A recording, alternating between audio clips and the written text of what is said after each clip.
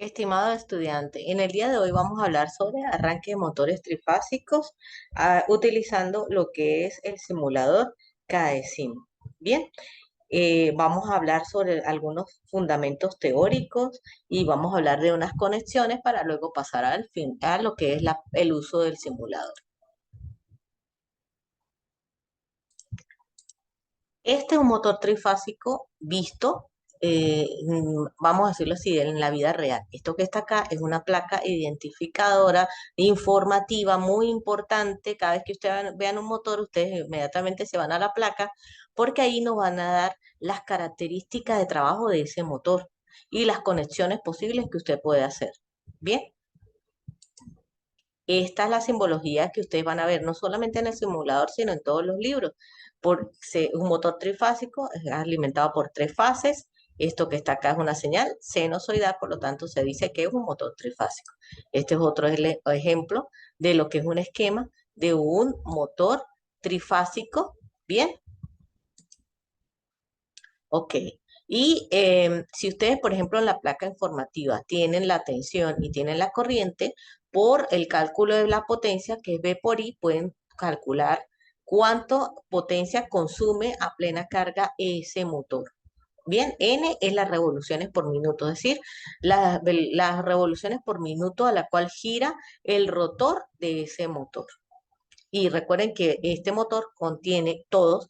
Un motor tiene parte fija y una parte móvil. La parte fija el rotor, la parte fija es el estator, la parte móvil es el rotor. Bien,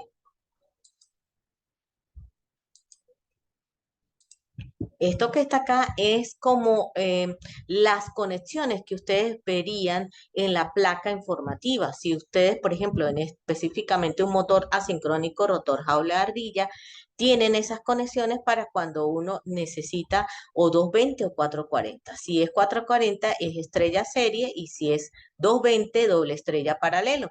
Entonces uno lo que hace es tomar las fases y hacer las conexiones tal cual como lo indica acá. Bien, por eso es que es tan importante poder leer la placa informativa.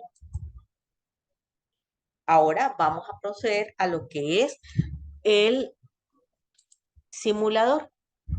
El simulador, cada decimo, no es más que un simulador que emula todo lo que corresponde a sistemas electromecánicos. Bien, cuando yo digo simular, es que ejemplifica de manera, vamos a decirlo así, como algo virtual, lo que en realidad se vería en la vida real, ¿ok? Se comienza en la parte superior, tiene una serie de iconos, ¿sí? Donde son los elementos que se va a escoger. Entonces, inmediatamente, pues se escoge lo que son los contactores. Los contactores son elementos electromecánicos que les da, vamos a decirlo así, es como el cerebro en cuanto a la parte electromecánica. Él es el que va a controlar no solamente el circuito de control, sino el de mando o de potencia. Cuando estamos hablando de un arranque motor, no es solamente agarrar el motor y darle energía, no, es hacer dos circuitos, uno desde el tablero y otro desde el motor. Este que está acá es un circuito que estamos haciendo el primero, es un circuito de fuerza o de potencia, donde están las tres fases, como pueden ver aquí. Esto que está acá es un disyuntor, que es un elemento de protección. En caso de que ocurra un cortocircuito, él inmediatamente va a abrir el diagrama o el circuito para, pues, proteger el motor. Se buscan los elementos, esto que está acá es un relé termomagnético cuando hay sobrecorriente o una elevada temperatura no inusual, entonces él lo que hace también es abrir. Y fíjense que está la simbología de un motor trifásico. Bien, ya teniendo eso, los elementos, lo que hace es el cableado. Así se hace en la vida real. Teniendo los elementos, se hace el cableado. Entonces se lanza ya lo que son el cableado entre las fases, la parte de protección, la parte de el contactor, que es un elemento también de control y de potencia, y después se cablea hacia lo que es la parte del relé termomagnético para cerrar ya directo al motor. Bien, teniendo eso, se hace el cableado, ¿ok? Y procedemos entonces a a realizar lo que es la parte de, de control, que es donde está el tablero, ¿sí? Donde van a tener elementos de protección, al igual que en la parte del circuito de mando o de potencia, ¿sí? Y también van a existir elementos de entrada. Esos elementos de entrada son los pulsadores, ¿sí? Esos pulsadores pueden ser abiertos o pueden ser cerrados. Un pulsador tiene dos elementos o dos configuraciones. Puede estar abierto o puede estar cerrado. En este caso, pues vamos, esto que está acá también es un disyuntor para la parte de control, perdón. Está la parte de potencia o mando. Esto que está acá, que vamos a hacer es la parte de control, es directamente desde el tablero. Bien, se está haciendo todo lo que es la parte, se coloca el termomagnético, también el disyuntor. Esto que está acá, ya esto es un pulsador normalmente cerrado, y este es un pulsador normalmente abierto. Ellos son los que van a controlar las entradas, que van a controlar el accionamiento de este sistema electromecánico. Bien.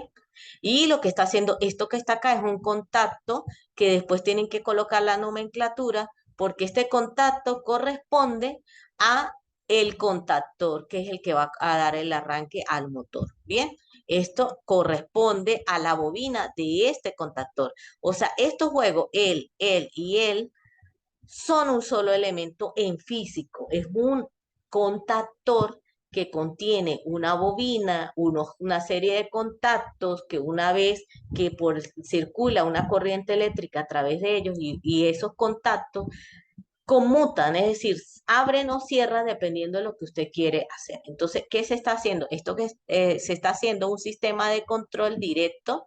Estos son unas luces piloto indicadoras. Se va a indicar que el motor está arrancando, otra es para indicar que hay algo que no está bien en ese sistema y manda a parar el sistema. El de control manda a parar el sistema de potencia. Bien, entonces aquí lo que se hace es el cableado, una fase y neutro, ¿sí? Aquí desde el tablero se puede trabajar así. Ya saben que para la parte entonces de 220 ya es otra cosa. Vamos a, se hace lo que es la parte del cableado.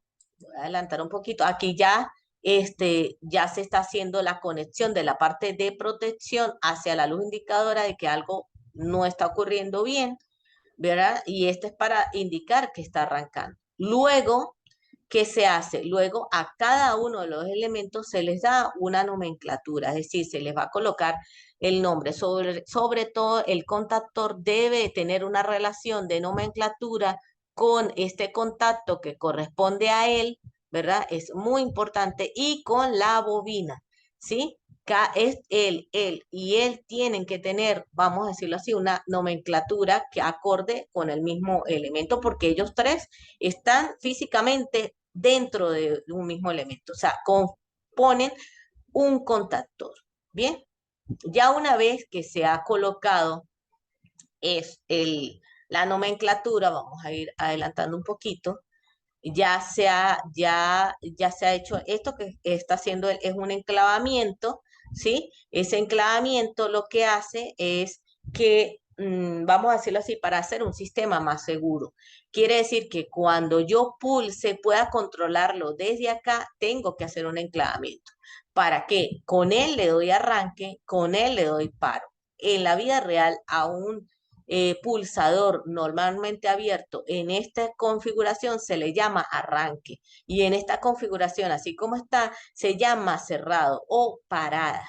Bien, entonces ya una vez que se coloque la nomenclatura, ya una vez que se le muestre que ya está bien, entonces ahí sí se procede a simular. ¿Y dónde se procede a simular? Déjenme correr un poquito acá. Se procede a simular estos tres iconos que están acá, es simular, parar y hacer pausa. Entonces, y seguir. Entonces, aquí, una vez que ya tenga todo listo, le doy aquí pulsar. Ojo, le doy pulsar, pero tengo que accionar manualmente desde el simulador algunos elementos. Bien, eso es para que ustedes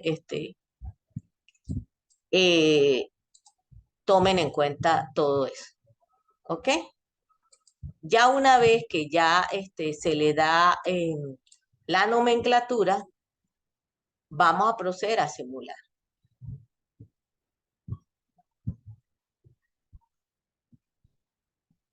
Y aquí ya se está procediendo a lo que es la simulación. Ahí ya se le había colocado play, se cierran los accionamientos de protección, se comprueba que está bien el pulsador y ahora sí se le da arranque. Cuando se pulsa aquí, se energiza acá. Sí, y se energiza la luz piloto indicando que sí se energizó el motor. Pero ahora se quiere demostrar que si existe alguna sobrecarga, ¿verdad? O en una temperatura elevada, este elemento, ¿verdad? Que es un relé térmico que se coloca debajo del contactor, en la vida real es así, él cuando lo detecta, manda a abrir el circuito. Bien, entonces eso es lo que se va a hacer.